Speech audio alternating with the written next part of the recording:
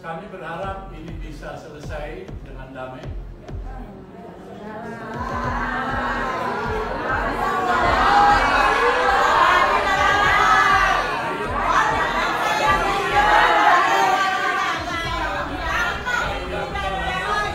Saya pernah ditawari, kalau bisa cincai lah, lewat Ropi ya. Nanti sahabat saya, Mas Kozidudin itu bisa hubungi saya lah kalau benar ada data korban, nanti kita bisa komunikasikan. Saya hari ini nggak mau, karena saya hanya mau yang menyelesaikan negara, bukan korporasi. Karena kita hanya tunduk pada kedaulatan negara, bukan kedaulatan korporasi. Karena kita tidak pernah mau berdamai dengan perampas tanah rakyat.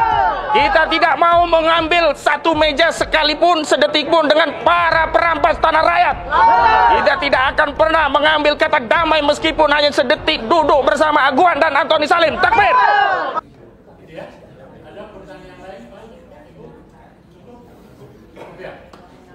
Baik, kami berharap ini bisa selesai dengan damai.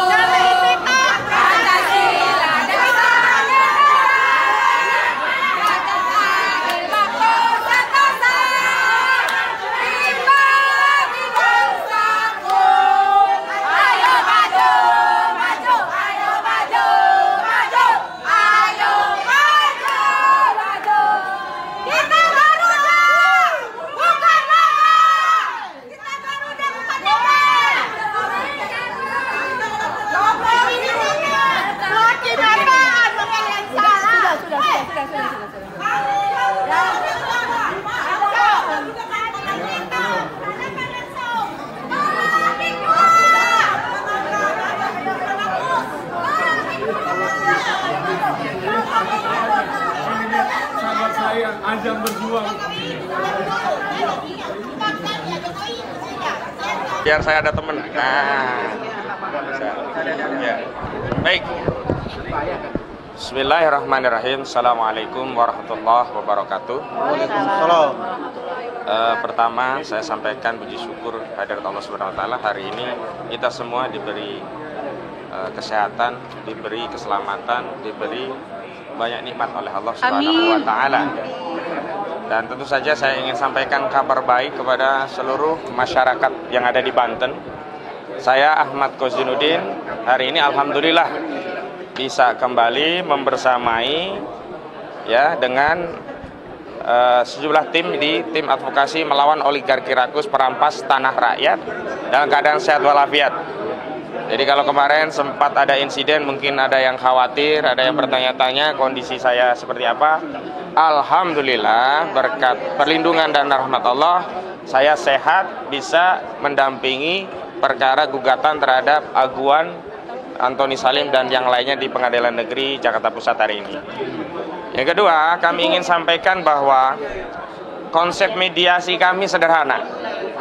Apabila saudara Aguan dan Antoni Salim, yang pertama, menyampaikan permohonan maaf karena telah melakukan perbuatan melawan hukum dengan cara melakukan tindakan perampasan tanah terhadap rakyat yang ada di Banten, bahkan juga melakukan perampasan terhadap tanah kita yang ada di laut, juga melakukan permohonan maaf karena telah melakukan tindakan pengurukan sungai dan yang lainnya.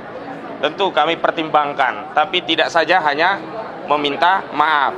Kami akan pertimbangkan permintaan maaf itu. Yang kedua, dalam perdamaian nanti apabila mereka semuanya ya menyampaikan komitmen untuk menghentikan proyek PIK 2, baik di wilayah yang mereka klaim sebagai PSN di 1.755 hektar atau di luar wilayah PSN yang itu didalihkan PSN dari 6, 7, 8, 9 kecamatan sampai di Kabupaten Serang, maka itu juga akan menjadi pertimbangan tertentu bagi kami untuk menentukan sikap apakah kami akan mengambil upaya damai atau melanjutkan perkara. Yang ketiga, apabila nantinya Aguan dan Antoni Salim menyatakan siap membayar kerugian atas perbuatan pelanggaran hukum yang mereka lakukan terhadap rakyat Banten yang nilainya 616,2 triliun rupiah, yang itu kemudian dibayarkan kepada negara melalui Kementerian Keuangan Negara Republik Indonesia, maka sekali lagi kami juga akan mempertimbangkan untuk mengambil upaya damai terhadap perkara ini. Dan selanjutnya yang paling penting adalah apabila ada pelanggaran hukum terhadap kasus ini, maka proses penyelesaian perdata ini tidak menghalangi atau menghentikan proses pidana baik yang hari ini sedang ditangani oleh Kejaksaan Agung Republik Indonesia berupa dugaan tindak pidana korupsi sebagaimana diatur di Undang-Undang 31 1999. Juga terakhir, alhamdulillah Bareskrim Mabes Polri katanya, sekali lagi baru katanya, karena sampai hari ini belum ada satupun ya orang yang ditetapkan tersangka baik terhadap kasus pagar laut juga terhadap kasus sertifikat di laut. Terhadap sertifikat di laut yang diambil tindakan hanya membatalkan 50 dari 263 SHGP dan 17 SHM. Kita mempertanyakan sisanya di mana, apakah mau diselamatkan? Karena kami mensinyalir di atas SHGP SKB itu dugaan kuat kami juga diagunkan menjadi jaminan di bank untuk menurunkan kredit untuk bisnis mereka. Ini kita dikerjai luar biasa ini. Jangan-jangan penyelamatan sertifikat itu dilakukan karena sertifikatnya memang sedang menjadi jaminan di bank, sehingga tidak bisa serta-merta dibatalkan. Nah, paling penting juga kepada Saudara Menteri ATR, kita tidak memberikan atensi sedikit pun terhadap apa yang sudah diambil. Saya pikir itu sesuatu yang luar biasa kemajuan. Ternyata apa yang diambil itu kuat dugaan kami hanya untuk meminabobokkan kita seolah-olah sudah ada prestasi, seolah-olah sudah ada tindakan. Misalnya 8 pegawai Kementerian ATR katanya sudah diambil tindakan karena melakukan pelanggaran berat dan diberi sanksi dengan mencopot dari jabatannya. Setelah kami telusuri 2 orang itu sudah pensiun, salah satunya yang berinisial JS atau Joko Susanto yang dia mantan Kantah BPN Kabupaten Tangerang periode 2022 sampai 2023. Pertanyaannya sederhana begini, orang sudah pensiun, diberi sanksi tegas. Sanksi apa? Yang kedua, dicopot dari jabatannya. Jabatan apa? Kemarin sempat tanya, apa nggak boleh keluar dari rumah? Apa nggak boleh ngomong cucu lagi? Saya ledekin, paling nggak boleh kawin lagi. Sanksinya itu balik gitu. Jadi artinya ada permainan ya di BPN ini harus dibongkar semuanya. Kenapa? Sekali lagi, kalaupun sudah ada sanksi yang bersifat administratif, baik pemberian sanksi pelanggaran berat bahkan sampai dicopot jabatannya, dan tidak ada loh satupun yang dipecat dari status ASN. Jangan ada kebohongan lagi. Jadi kalau memang tegas berat harusnya dipecat, bukan hanya dicopot dari jabatannya. Nah, ini permainan lagi begitu ya. Jadi proses pengambilan sanksi administratif tidak menghalangi atau menghapus tanggung jawab pidana. Jadi penyidik Kepolisian Negara Republik Indonesia harus memproses karena dugaan kuat ada ya di sana tindak pidana pemalsuan dokumen sebagaimana diatur dalam 263 KUHP. Ingat, KUHP masih berlaku karena KUHP baru berlaku nanti 2016. Ya, pakai KUHP lama 263 masih berlaku. Itu pemalsuan dokumen, terakhir terbitnya sertifikat hak guna bangunan dan juga sertifikat hak milik di atas laut. Yang kedua, pasal 266 KUHP ya, memasukkan keterangan palsu pada dokumen otentik, yang ini juga tindak pidana kejahatan. Jadi kejahatan-kejahatan ini jangan ditutup dengan sanksi yang katanya tegas, berat, dicopot dari jabatannya, padahal ternyata pensiun. Ternyihil nih, jadi harus diproses. Dan ingat, pidana terkait sertifikat ini tidak hanya di Desa Kohot, Kecamatan Paku Haji, Kabupaten Tangerang.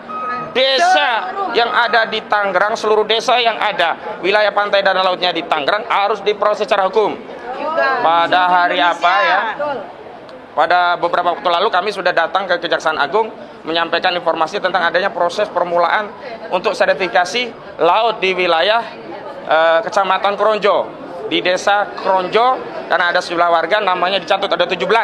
Nah, itu harus diperiksa karena warga tadi mengaku tidak pernah punya lahan, apalagi lahannya di laut yang katanya didalihkan sebagai apa? Sebagai tempatnya dulu adalah tambak dan budidaya laut lainnya. Ini yang harus diperiksa. Selanjutnya, jangan sampai masalah sertifikat dan pagar laut ini ya mengabaikan kita pada kezaliman yang terjadi di daratan. Di daratan nih, Agung Sedayu ini, Aguan ini melalui Ali Hanafi Ahli Jaya ini luar biasa zolimnya. Jadi mereka menggunakan Engcun atau Gojuli, Freddy ya dan Henry untuk membuat sertifikat aspal yang sertifikat itu dijadikan sarana untuk merampas tanah rakyat, sehingga tanah rakyat banyak yang diambil tanpa dibayar, langsung duruk. Ya, kami sudah mewawancara dan mengambil dokumen korban-korban sebagiannya, dan terus akan mengumpulkan dokumen lainnya. Dan kepada seluruh rakyat yang menjadi korban kezaliman Aguan dan Ali Hanafi Ali Jaya ini, tolong sampaikan kepada kami akan memfasilitasi, karena perjuangan ini harus dilakukan bersama-sama. Jangankan kami ya, korban yang harusnya lebih berjuang gigih. Kenapa? Karena membela harta milik sendiri. Kalau terjadi kematian itu matinya mati syahid ya. Jadi jangan ragu untuk berjuang melawan Aguan. Jangan ragu melawan Ali Hanafi Ali Jaya. Jangan pernah merasa takut sama mereka. Sekarang ini si Ali Hanafi yang ketakutan, dia nggak berani keluar, takut ya, kabur-kaburan. Engcun ketakutan ya. Kemudian Mandor Mehmet ketakutan, sekarang tambah lagi. Lurah atau kepala desa Kronjo ketakutan, sama preman-preman itu semuanya ketakutan. Jadi orang yang benar jangan pernah merasa takut sedikit pun. Justru yang harus takut itu mereka yang berbuat zalim kepada kita. Mereka yang harus kita intimidasi. Orang-orang zalim itu yang harus kita takut-takuti. Mereka yang harus kita ancam. Mereka yang harus kita tundukkan. Mereka yang harus kita paksa untuk kembalikan hak-hak rakyat. Jangan berbuat zalim. Dan yang paling penting terakhir, kita tidak punya kewenangan otoritatif untuk mengambil kebijakan. Karena apa? Kita hanya bisa bersuara. Karena itu apa? Tetap yang kita inginkan adalah negara hadir, memediasi, menyelesaikan masalah ini dengan melakukan audit secara menyeluruh, baik audit kinerja, audit keuangan, dan audit hukum untuk menyelesaikan semua masalahnya. Saya pernah ditawari, kalau bisa cincailah lewat Rofi, ya. Nanti sahabat saya, Mas Kozidudin itu bisa hubungi saya lah kalau benar ada data korban, nanti kita bisa komunikasikan. Saya hari ini nggak mau, karena saya hanya mau yang menyelesaikan negara, bukan korporasi. Karena kita hanya tunduk pada kedaulatan negara, bukan kedaulatan korporasi. Karena kita tidak pernah mau berdamai dengan perampas tanah rakyat. Kita tidak mau mengambil satu meja sekalipun, sedetik pun dengan para perampas tanah rakyat. Kita tidak akan pernah mengambil kata damai meskipun hanya sedetik duduk bersama Aguan dan Antoni Salim. Takbir! Jadi sekali lagi saya peringatkan kepada oligarki-oligarki lainnya, jika saudara tidak segera berbuat adil, mengikuti proses dan prosedur dalam berbisnis di negara ini dengan betul, maka nasib saudara-saudara akan kami aguankan. Nasib saudara-saudara akan kami Antoni Salimkan.